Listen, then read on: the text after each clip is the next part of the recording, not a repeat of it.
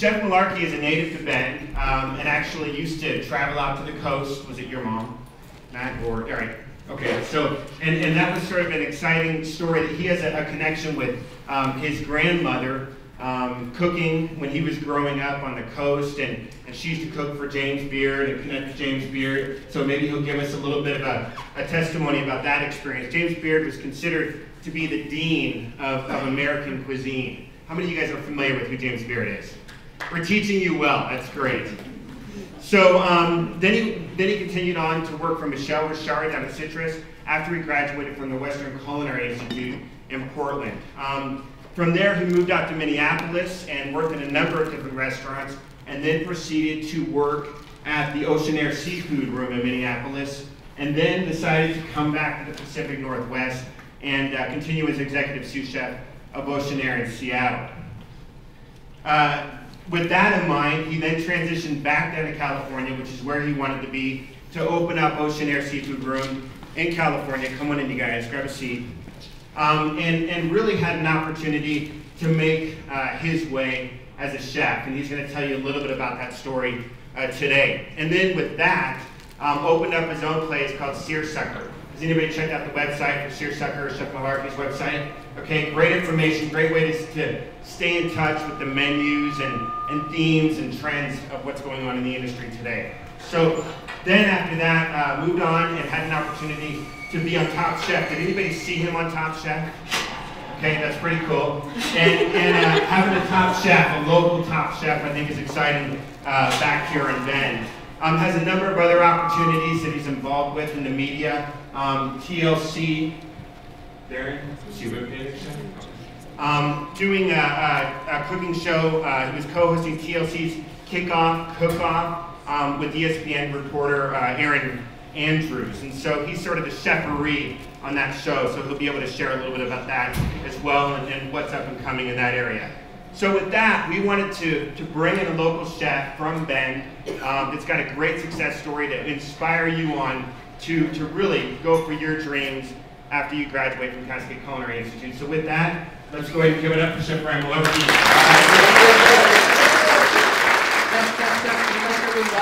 Everybody hear me?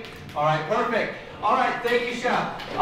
So I just want to come back here. It's kind of fun for me to come back to where I grew up. I grew up in Tupelo, Oregon, and kind of, come check out the culinary school here. Absolutely gorgeous facility, beautiful. I got a little tour. I saw the room, stuff like that. And I want to share with you kind of some of the ideas about my success and where I'm going and how I got there and how I started, all right? So I wasn't a very good student. I tried to do college. My father was a businessman, so I thought I'd do business, I studied business a little bit at school, didn't do very well. University of Portland asked me not to come back. So I went down to Santa Barbara City College, and I studied some history down there, because I really love history, and I really could grasp that, and I loved, almost the stories of it, and the appreciation of history.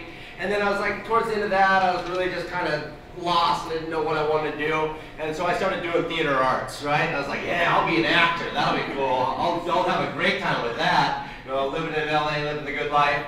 And it was then that I got my leash pulled in a little bit, going, hey, focus up a little bit. And with a little nod and a little push in the right direction, I started thinking about, I was always the one cooking the dinners for everybody, all my friends and all my family. I'd be making the Malarkey burger, where we put everything, an egg and this and this and this on top of the burger. Or we'd, do the big seafood feast. And I realized that, that was something I really kind of enjoyed doing. So I went to culinary school in Portland, Oregon at Le Cordon Bleu, Western Culinary Institute, having never worked in a restaurant before in my life, which was stupid.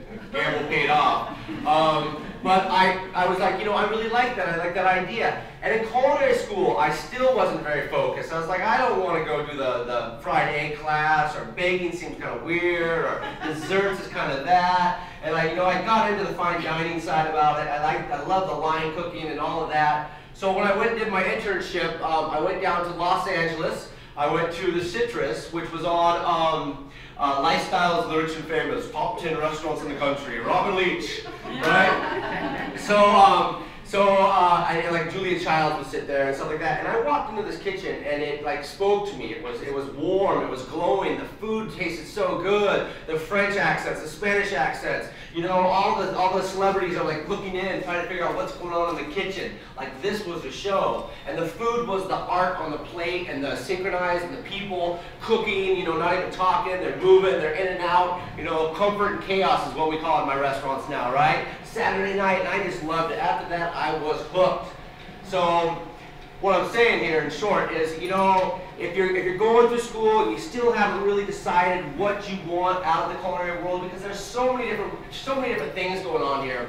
You know, you can go into the hotel world, into the hospital world, you can go into the catering side of it, you can go on the cruise ships, you can do so many different things. If you don't know, the culinary industry is the second largest employer in the country next to the government, right? And we can actually make our books balance, all right? So at the end of the day, I learned a lot from my college experience. As a chef, if you want to become a chef, you can't be a chef unless you know something about business. So you better know. No matter how great a chef you are, if you can't make money for the owners or the investors, you're out of luck. No matter if your food's the best, if you can't make money, it's over, right? And then history is very important for the culinary world also, because somebody's already done it before, and you better go see how they did it so you're not wasting your time. And that's why we study history of culinary, so that we're not just starting over from ground zero. We have a base that we understand and we appreciate, and our mother sauces and butchery and stuff like that, right? So it's good that you learn from that. And culinary world has a little bit of pizzazz going on in it right now also, right? So a little theater never hurt anything.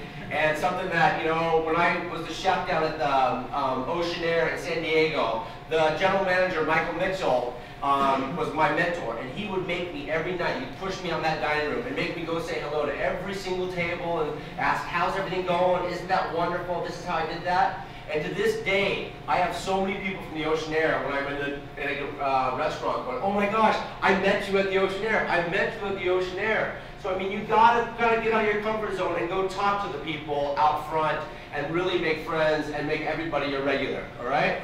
There's a lot of stories, but I got some cooking to do here too. All right, so I was on the Today Show about a week and a half ago, and the state of California sent me out there to talk about California seafood and produce, right? And so this is a little dish I did for that. Actually, will you do me a favor? Pull out the fish so that I don't get my hands dirty. Yes. And so what I want to do is, you know, there's so many crazy things going on in the culinary world with molecular gastronomy and this and that. I just want to touch on some basic cooking ideas, right? So many people get all caught up and they want to do the latest and coolest thing, but you know what? You have to really appreciate and understand. The basics of cooking, right? And my little demo today is just to talk about caramelization, all right? I asked for a little piece of snapper, and I got the world's largest piece of grouper right here, all right? I'm gonna cut the bone out right here. I've got a little right there. So the whole idea of the culinary world for me is, you know what? Where I got ahead in the whole game was I came early to work and didn't clock in, and I stayed late. I would come in early, stay late. On my days off, I would go learn somebody else's station. You know what? The chef's never gonna get mad if you're floating around the kitchen giving them some free labor, all right? So if you wanna get this done and you wanna move up fast, you just get in there and you work super hard and you get it done, all right? So I have my scales removed right here. Take the knife, kind of run it backwards. This is a really big piece of fish. We're gonna cut it into a little piece of bone there. I'm a really good butcher too. I spent a lot of time butchering fish. All right, 4 nice fillets right there. Take this over. So I love to eat fish with skin on it, right? But if the skin is not cooked properly, then it's absolutely horrible, right? So we're gonna season a little bit before, right there, a little salt. Season that skin up. It's gonna create almost like a cracker-like, right? You can do this with much smaller fish. This is flattering. I got a fish this big. A little pepper. What we're gonna do, and this is what I did with Hoda and Kelly Pickler on the Today Show. So we want to get it hot, but not too terribly hot, so that I don't burn the skin, but yet I want to get the great caramelization on that. All right. So most of the time people don't cook with their stuff hot enough. People always ask me, you know, what temperature, how long does it take? I don't know how hot's your oven. You know, is it convection, is it whatever? There's so many different variables. That's why it's a lot of fun, because every day is a different day, right? So we'll get some heat going here. You guys have some really nice equipment also. So you're cooking with all your senses. I'm watching the oil, the way that it's separated, the way that it's moving. Right here, I'm using canola oil rather than olive oil because canola actually can stand up to the heat. Put that in. My presentation side, as we'll call it, down first. You hear that? All senses, cooking with that. Gonna put the skin down. And now, have you ever heard of the brick oven roasted chicken, right? And the idea is you're gonna cook it fast and cook it hard and keep the moisture in there, right? So that was my idea behind this dish. And originally I was thinking more of doing like a nice little piece of snapper, but this is some big grouper. We're going to be able to cook this fish almost entirely all the way there, right? On the skin side. We're going to use the skin and it's going to go right up there and absorb. So I don't have a brick. I didn't want to go outside and get a dirty old brick to do this. So we just clean the bottom of the saute pan up. We're going to do this one. Right there. Brick oven. So now I'm just going to kind of forget about these. Turn the heat down in the back. And it's just going to continue cooking right there all the way through. Do you have another big saute pan like this? Yes, sir. All right. You'll wash the hands up.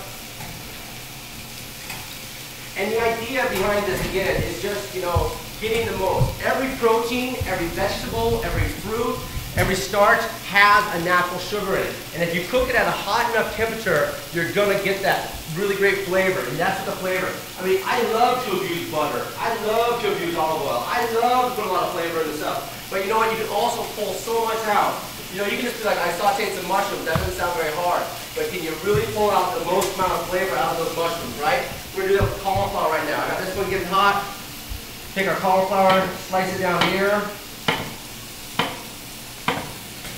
Little florets right there. Cut the heart out.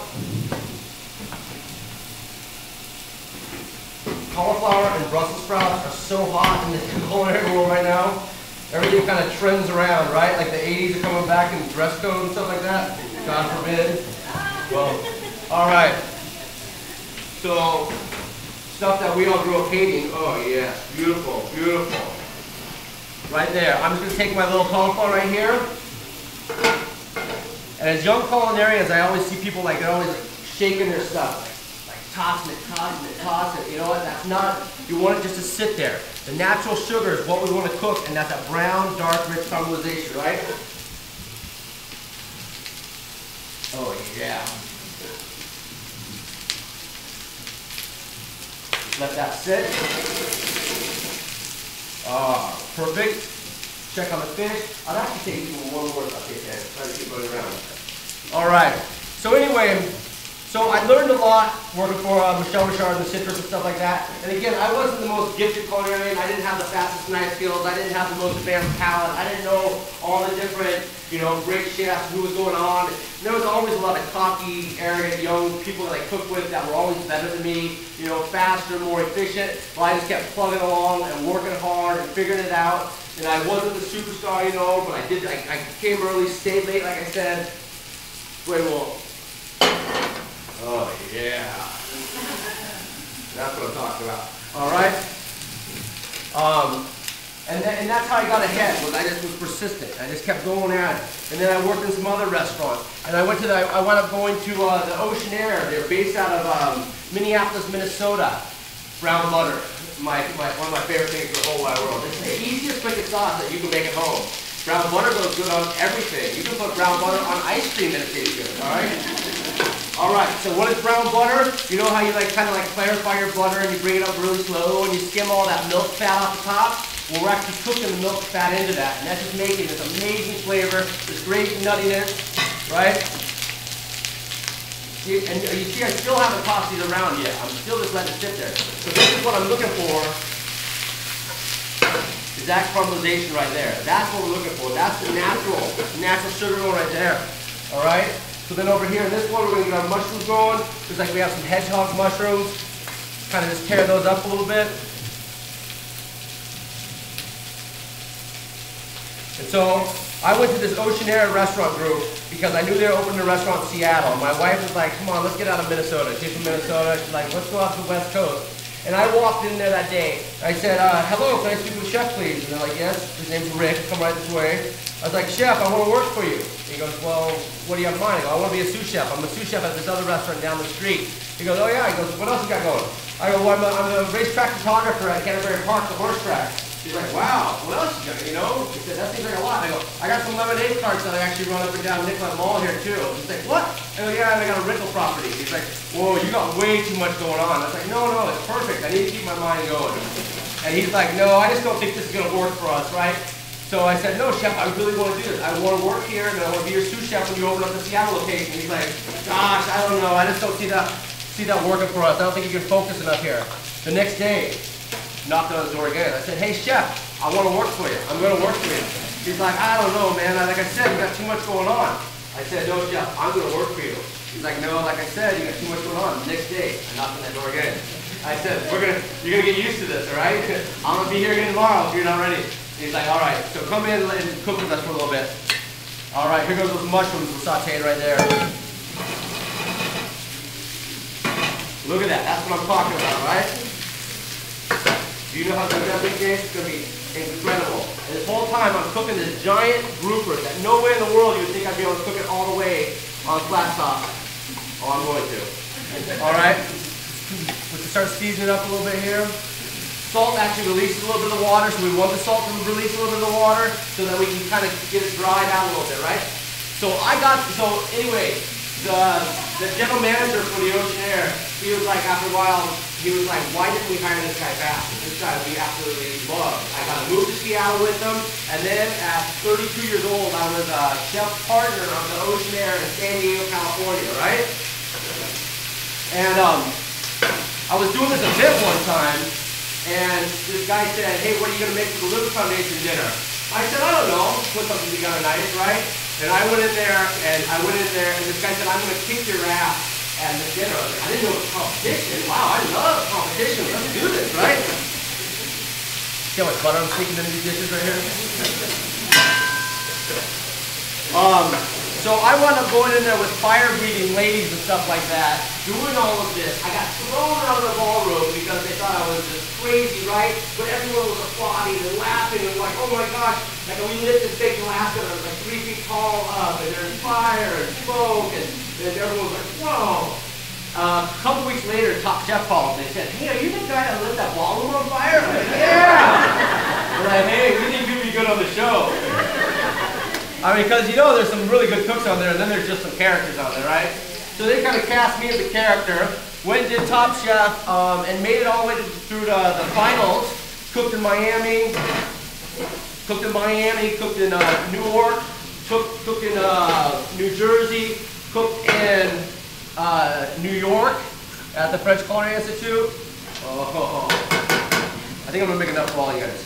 All right? And then I got kicked off, ironically, in the mountains of Aspen cooking for cowboys. I used to high school rodeo and stuff in Redmond, Oregon, and I got kicked off cooking for the cowboys. I was like, Eric Ricard, he owns some restaurant, La Bernardin, look it up. Like, I don't know, Brian, but you give them an option of a blue cheese or roofing. I was like, it's cowboys, man! They're pagans. So, all right.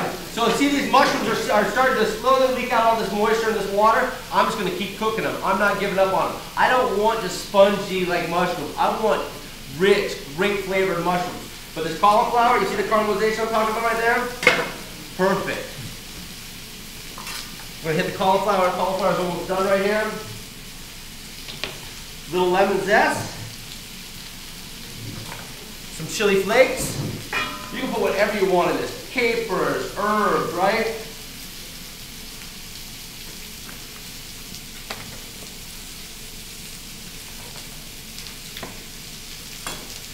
Lemon juice, deglazing with lemon juice. You don't want to put any more moisture in there because I've been trying to get the moisture out this whole time. So I don't want to put any more moisture in there. If I hit the lemon juice in here too early, it stops the cooking. I'm pretty much going to kill it right there, right? So this is my deglaze like I'm going to do with red wine over here. And then lemon juice just grabs onto it, adheres to it. We've got some olives. Right here, some Pinna Kalamata olives if you want. This is just great. All right, so back in the day also, when I was a young culinarian, I used to have friends over and I'd cook for them, right? And I would be like, do olives, and I'd set the table all nice and I'd course them out and I'd pour different wine for them. I'd really go for it. Got some parsley. I'm not one of those guys that has to find and chop my parsley. I go big. Then I take a little bit of the brining liquid from the olives. Again, deglazing with that. Right there also, you see how that fire started going right there? That's never a good thing. This should never catch on fire unless you're putting alcohol in your saute pan. If you see fire, that's because I'm tossing it. The oil is actually burning, the fire is burning my oil. Burnt oil does not taste good, all right? So you only want fire in your saute pans when you are cooking with alcohol, right? And you gotta showboat a little bit, you know? All right? Sure you're not supposed to do this at school. Fine. Beautiful. Checking our fish over here. So I'm gonna get some caramelization. These mushrooms are just hating me right now. They're like, oh man, ease up on us, ease up on us. I'm like, no, you're gonna give me the flavor I want, right? All right. Where was I at, storyteller? Cowboys got kicked off, right? And I was like, oh man, that sucks. But I'm the only contestant that ever got to sit with the judges during the judges table also, right? So I figured out their game too. It's top secret, right? They say nice things and bad things about every single person, and then you know what? And the editing happens, and next thing you know. All right. So it was a lot of fun. I had a great time. And I was like, well, it worked out pretty good. I went back to the Oceanaire. Well, a lot of people get a lot of ideas in their head. They quit cooking so much, and they quit their restaurants. And so many people are telling them, I'm going to get you a TV show and make you a star. And I was like, I committed to 5 years to the Oceanaire. I'm going to be 5 years to the Oceanaire of a partner chef. And so in 1 year, the sales increased by about $1 million a year. They were very, very sweet to me and gave me like a little bonus. I was like, okay. But they're good to me, so I decided to return the favor, and that place is still killing it, right? Anyway, then I was like, all right, so I want to make sure this is not moving a little bit. Let's see, take a look right here. Look at this. Oh, I kind of burned her a little bit. There's what I was looking for. Well, it's live, man. I burned it, all right? Nothing a little butter can't solve. All right. All right. Had it been a little bit skinnier piece of fish, it would have been perfect, and I would have had it back for so long. But this grouper was giving me a run for my money. But that's all right. I'm not making excuses. The good thing about in the culinary world, it's opportunities. I didn't fail here. I'm going to still make this taste good. All right? You only have one option. The dining room's full. The tickets are coming in. There's no slowing down. You got to make it work. Right? I got my brown butter fish going on right here. I'll just coat that a little bit. Oh, yummy. Butter makes everything taste better. Oh. You know it. I know it. Oh. All right. So I told them not to turn the oven on. Oh, look at that. Now the mushrooms are coming around. Now they're coming around. It's starting to smell really nice. I told them not to turn the oven on because I said I was going to be able to cook this all the way on the top. Watch this. I'll make an oven. I will make my own oven. I am not going down. All right, so I got a little spring onion here. So anyway, I decided to open up my own restaurant, right? And I have a partner down there, James Brennan, who we've been discussing things for a while. I was like, let's do this, you know, let's have fun. And we got a really beautiful location on 5th and Market, downtown the Gaslamp. People love it when you talk and you cut, right? You know?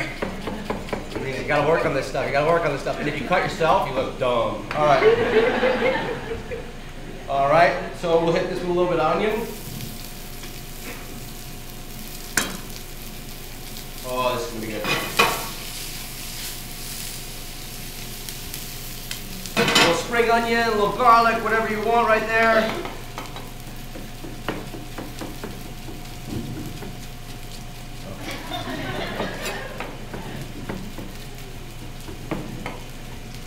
Beautiful.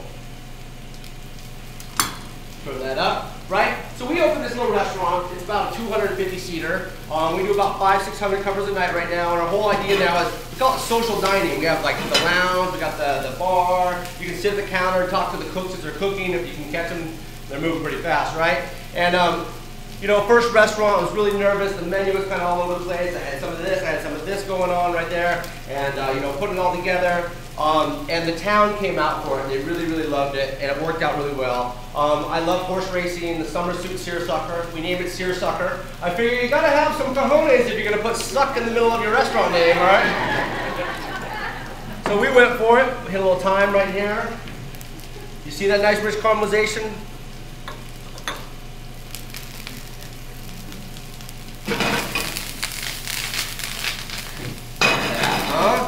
Right? And then I have some, we're going to make a little pan sauce right here.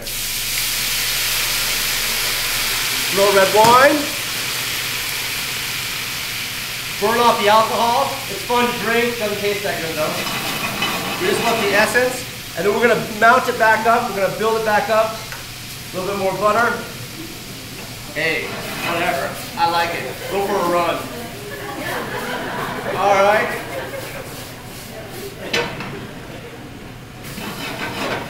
Pan sauce right there. Those mushrooms have so much going on, so much personality. So seersucker did all right. So my partner, he likes to put the foot down on the gas when things are going well, right? So we opened up another restaurant up in Del Mar, and hey, the fabric worked once, why not try it again? So we opened up our second restaurant about 6 months after that. That one's called Burlap. Burlap, why burlap? Well, I wanted to do some Asian cookery, right? And I'm being from, you know, Tumalo, Oregon and stuff like that. What do I know about Asian cookery? So I didn't want to bluff people and act like I knew a lot about it. So we call it the cuisine. We call it cuisine at this restaurant, another small little restaurant. We call the cuisine at this restaurant Asian cowboy. I created Asian cowboy cuisine, all right? What does that mean? It means, oh man, I make like miso hollandaise, you know, shiitake demi, you know, just really simple, fun stuff like that. Look at that. Oh, it's gonna blow your mind, my friends. All right, let's check out our fish again. Look at that. Now I've got beautiful caramelization on both sides. We have a big platter. I will make a big platter. All right, the best thing about Top Chef, you cook on boats, you cook in the trucks, you cook here, you cook there, you cook everywhere, right? You've got to just make it work. There's no other option. We came at a party one time on my season Top Chef for 200 people. Our budget was $200. A lot of bread. All right. All right. Look at that platter, huh?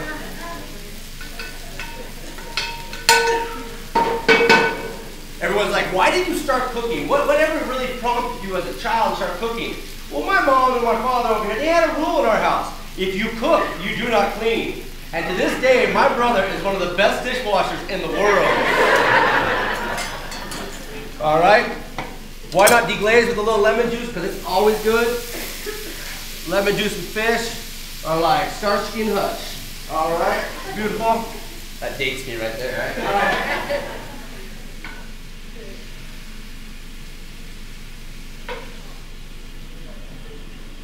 Oh yeah, I want to show you my crispy skin. Oh.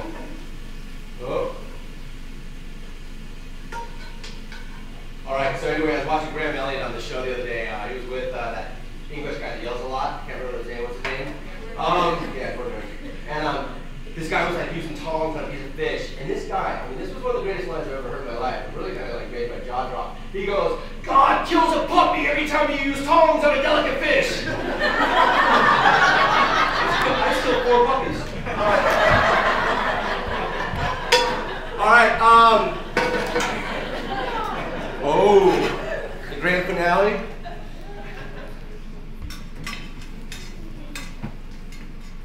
You know what? Because a lot of snooty chefs like only cook with little tiny tongs. They only do this. They only do that. You know what? At the end of the day, the result on the plate, right? A little bit of this. My Italian parsley salad. Boom! All right. Perfect. There it is. You see personality in this food? It's got personality. So anyway, so we opened up Asian Cowboy Burlap. Why burlap? The bags travel around the world. They have spices and rices and grains and burlap. You know, it's fun. This place is doing pretty well also. packs in about 400 or 500 people on the weekends, right?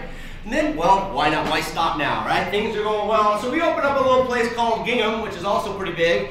Gingham, you get it, they're all fabrics. This is my tablecloth, kind of that kind of relaxed summer picnic sort of thing. Gingham is, we call the cuisine there, meat market. That is barbecue and fried chicken. Oh, it is good, right? So hey, why stop there? This is all in the last year and a half. So we opened up another restaurant called Gabardine, right? Gabardine is a fabric that fishing men used back in the day. It was wind resistant, water resistant. That's a Portuguese seafood bar, right?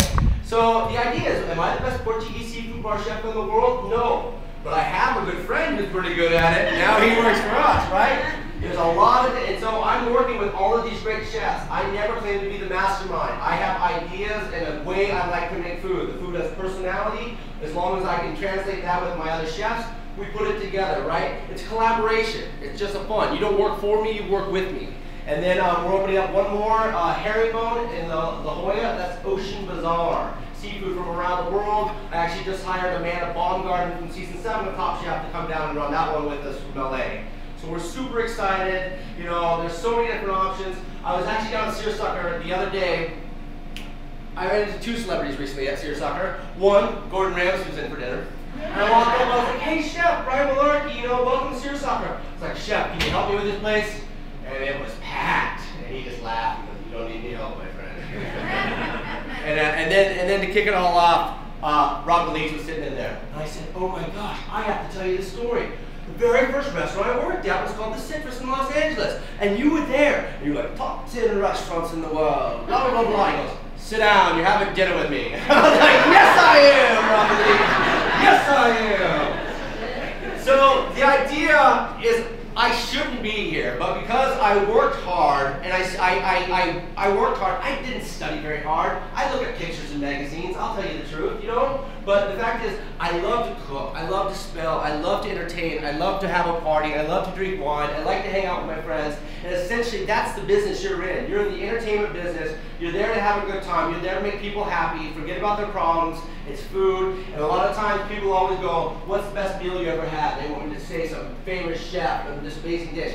You know what it is? The best meal I ever had was the night I proposed to my wife. We ate lobster, we had white wine. It's not what you're eating directly, it's everything. It's all the senses again. It's what's happening around you, what's going on, what the conversation is. So we are just simply facilitating people's memories. And so that's what you gotta remember. Don't take yourself too serious, have fun, and don't worry if you burn something in front of somebody, right? Hey, I did it in front of like 9 million viewers on Top Chef. So don't take yourself too serious. Put yourself out there. Try, experiment, have fun. Do dinner parties for yourself. Oh, and I was saying, oh yeah, back in the day I used to do all these dinner parties, and I'd pour wine for people, and then I'd bust the table, and then I'd come back and I'd cook another course and plate it off. And at the end of the night, I'd be like, gosh, they're all like buzzing and happy and having a good time, and I'm sweating and exhausted, and I didn't enjoy that dinner at all.